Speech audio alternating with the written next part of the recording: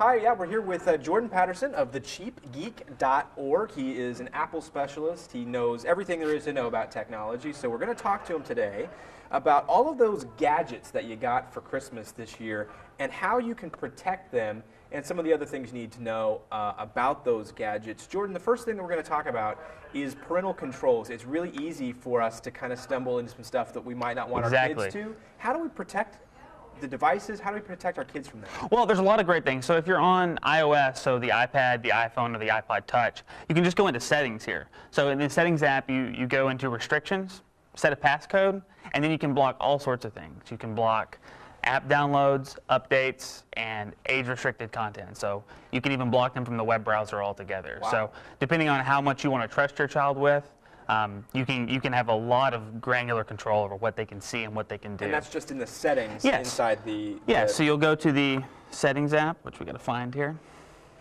Go into settings. I guess I can do this right here. That'll work. Go into settings, go down to restrictions, and you enable these restrictions. And it's going to ask for a simple passcode. This is something you should remember and your kids probably wouldn't want to remember. Right. And then you can turn any of these apps off, so iTunes, YouTube, Safari, if you don't even want them to have access to it.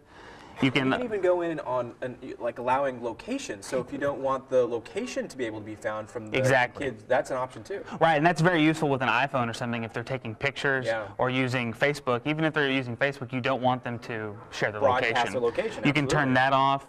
You can even allow them to prevent them from updating and changing your mail accounts and things like that. Great. And then you can go down here and also restrict ratings. So if you don't want them getting apps at all, you can say don't allow apps, only things that are 4+, 9+, different age groups. Those are the ages, I see. Exactly.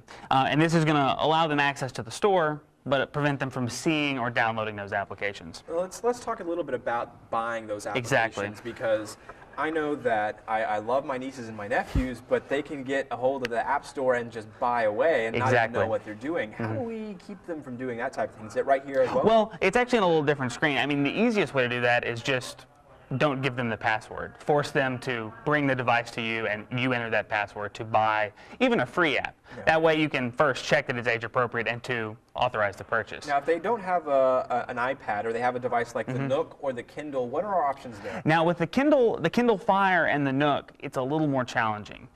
Both of those run Android, but have their own proprietary skin on top. So they're a little hard to restrict. And in fact, the Kindle Fire, you can't prevent them from going to a website or even buying things. So it's just good old parenting. It's good old parenting. You just need to be vigilant. Now, if you're using an Android phone, you can restrict apps by ages, just like you can here with the iPad. But you can't go at this level of detail where you're turning off Safari, or turning off the web browser, turning off YouTube. So it's a little more challenging, but there are apps available in the Android market that will let you go in there control that. It's a little more difficult, but you can control it if you want to. Another thing that costs us a lot of money is that data. If we get on to 3G, whether it's on the iPhone or the iPad, and we rack up that data, because I know that I like to use Netflix when I'm traveling. Use a lot of data really fast. How do I keep my bill down from keeping those data overages? Well, of course you can monitor it on the device. But one thing I see a lot of people doing is when they're at home or maybe even at their office or at Starbucks, they don't log into Wi-Fi. All of these devices can use a Wi-Fi connection. And you simply do that by going to Wi-Fi, browsing your available networks, and joining them. And doing that at home will save in data costs and will probably give you a faster connection for watching Netflix, downloading apps, things like that. I imagine there are a lot more Wi-Fi hotspots out there than we think about. There are. Now, some of them are going to cost you money and some of them are going to be password protected. Right. But most offices have Wi-Fi, most homes have Wi-Fi, and any coffee shop or restaurant's going to have worth them. a check. Exactly. Now, one of the most simplest things that nobody really likes to do is read the manuals, but you say that's a great idea. Well, you know, most of these devices don't even come with manuals anymore. Yeah. But if you go into Safari, the web browser on the iPad and iPhone, for example, and you launch the browser, there is a iPad user guide at the very bottom here. And this will launch a very, very cool website. And this is automatically there. I don't have to do anything to This is there for the device when you buy it. It's on the iPhone, the iPod Touch, and the Kindle Fire even has one as well.